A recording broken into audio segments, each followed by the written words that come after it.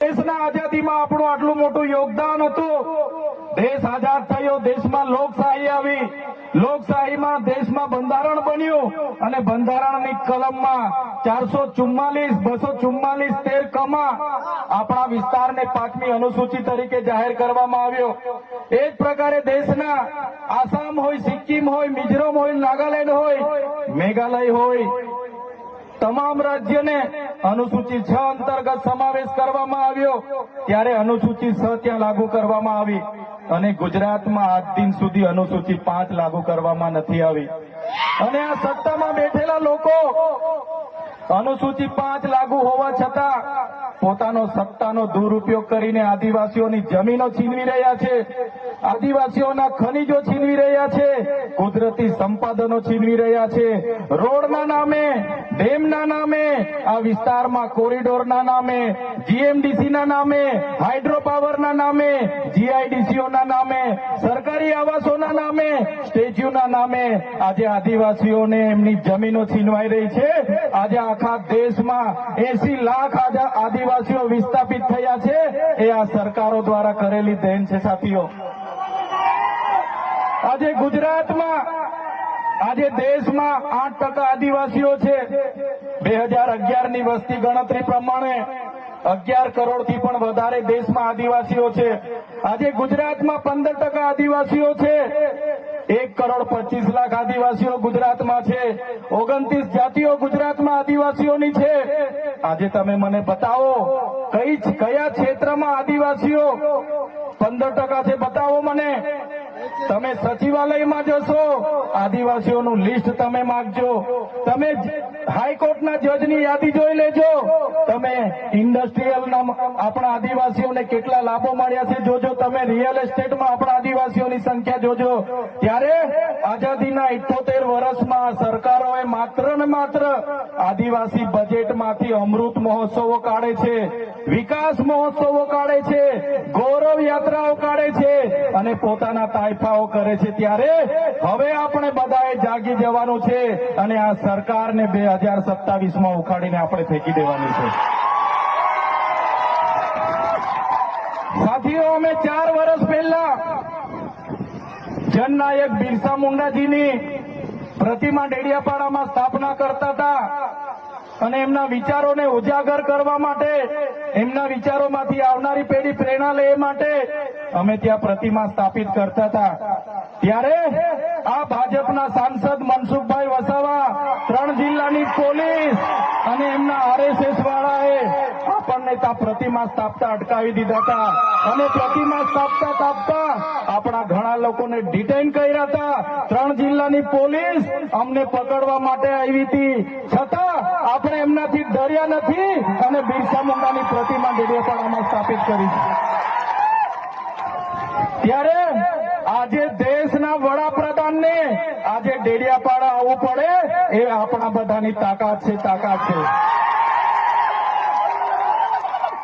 ત્યારે વડાપ્રધાન ડેડિયાપાડા આવે છે ત્યારે લોકોને ભેગા કરવા માટે 500 કરોડ આદિવાસી બજેટમાંથી જોગવાઈ કરવામાં આવી છે.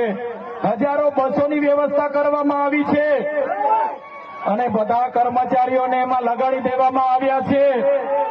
આજે ડેડિયાપાડાના ગામડાઓમાં ટીડીઓ ના મળે, તલાટીઓ ના મળે, એવા ગામડાઓની ગલીઓમાં આ ગુજરાતના નાયબ મુખ્યમંત્રી, એમના મંત્રીઓ, એમના સાંસદો, એમના ધારાસભ્ય ડેડિયાપાડાના ગલીઓમાં 4 દિવસથી ફરે છે. જે લોકો એસી ચેમ્બરોમાંથી બહાર નહોતા આવતા, જે લોકો ગાંધીનગરમાં પડ્યે ફતારીએ રહેતા હતા, એ લોકોને ગામડે ફરતા કરી દીધા. એ આપણી બધાની તાકાત છે ભાઈઓ. ત્યારે નરેન્દ્રભાઈ મોદી આપણા કુળદેવી માતાના દર્શને જવાના છે.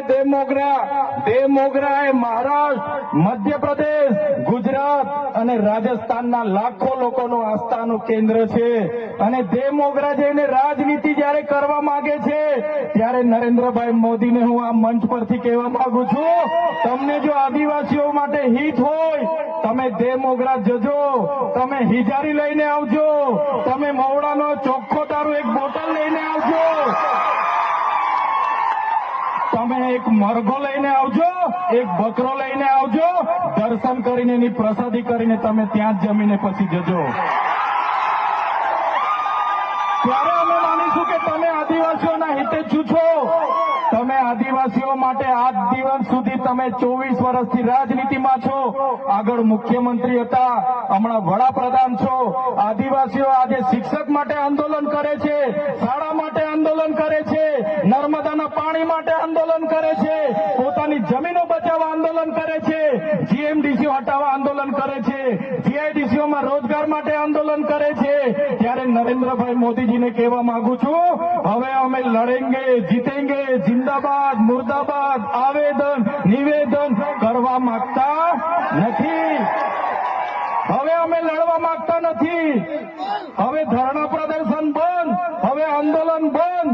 જો અમારી 5મી અનુસૂચિ, જો અમારા પૈસા, જો અમારી અનામત, જો અમારી 73 એની જમીનોને આવનાર દિવસોમાં જીએમડીસીના નામે માગશો, માલસામોટ પ્રોજેક્ટના નામે માગશો, હાઇડ્રો પ્રોજેક્ટના નામે માગશો, અણુમથકના નામે માગશો, તો અમે આંદોલન નથી કરવાના. અમે નેપાળવાડી કરવા માટે ગાંધીનગર આવવાના છે. અમે નેપાળવાડી કરવા માટે ગાંધીનગર આવીશું.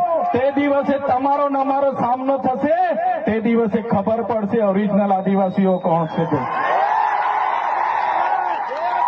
ત્યારે કેટલાક મીડિયાવાળા મિત્રોએ મને પૂછ્યું, તમારા ડેડિયાપાડામાં નરેન્દ્રભાઈ મોદી આવે છે, તમારું બધું પૂરું થઈ જાય. ત્યારે મેં મીડિયાવાળાને મિત્રોને કીધું, નરેન્દ્રભાઈ મોદી આવીને જાય પછી એમના મિત્ર ડોનાલ્ડ ટ્રમ્પને પણ લઈ આવજો. અમારા લોકોને ક્યાંય ફેર પડવાનો નથી. હવે અમારા લોકો જાગી ગયા છે, અધિકારોની વાત કરીએ છીએ. સંવિધાન અધિકારો અમને આપો, સામાજિક અધિકારો આપો. અમને જે મળેલી અમારા અધિકારોની વાત અમે કરીએ છીએ ત્યારે અમને ખબર પડી ગઈ કે આદિવાસી સમાજ હવે જાગૃત થયો છે.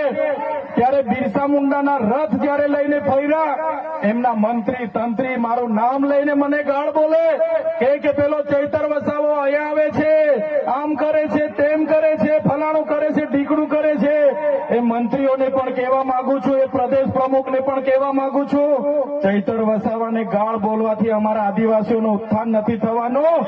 તમે આદિવાસીને ઉત્થાનની વાત કરો. મને ગાળ બોલવાથી અમારા લોકોનો જો વિકાસ થઈ જવાનો હોય તો હું દરરોજ તમારી ઓફિસે તમારી ગાળ ખાવા માટે પણ તૈયાર છું. સાથીઓ, અમે અનંતભાઈ સાથે વિધાનસભામાં લડીએ, રોડ પર લડીએ, સદન પર લડીએ અને આદિવાસીઓની ન્યાયની વાત કરીએ, અધિકારની વાત કરીએ. આ લોકોને ગમતું નથી. અનંતભાઈ પર અનેક કેસ થાય, મારા પર અનેક કેસ થાય, અમને જેલોમાં નાખવામાં આવે, પણ અમે આ સરકારની જેલોથી અમે ડરવાવાળા લોકો નથી, અમે લડવાવાળા લોકો છે. સાથીઓ, આ મંચ પરથી કહેવા માંગીએ છીએ, આ ચૈતર વસાવા અનંત વસાવાને જયારે સમાજની જરૂર પડશે અમે આ ધડ ધરવા માટે પણ તમારી સાથે તૈયાર છે. આ ધડ ધરવા માટે પણ અમે સમાજ માટે તૈયાર છે. એક ગુજરાતના મુખ્યમંત્રી ભૂપેન્દ્રભાઈ પટેલ, એક ગુજરાતના ઉપમુખ્યમંત્રી હર્ષભાઈ સંઘવીની પોલીસમાં પાણી નથી કે આ ચૈતર વસાવા આનંદ પટેલને એરેસ્ટ કરી શકે. ત્યારે સાથીઓ, જાગવાની જરૂર છે. આગળ ડોક્ટર સાહેબે કીધું, આપણી જે મૂળ સંસ્કૃતિ છે આપણે ભૂલી જાયેલા. આપણો નંદરિયો દેવ, આપણો ગામનો હિમારિયો દેવ, આપણો વાઘ દેવ, ગોવાળ દેવ, આપણો કાળિયો ભૂત, આપણે ધરતી માતાને પૂજનારા, આપણે નદી નાળાને પૂજનારા, આપણે ચંદ્ર અને સૂર્યને પૂજનારા, આપણે પ્રકૃતિના પૂજક તરીકે છે. ત્યારે જન્મ મરણની વિધિ, લગ્નની વિધિ આપણે ભૂલી ચાલ્યા છે.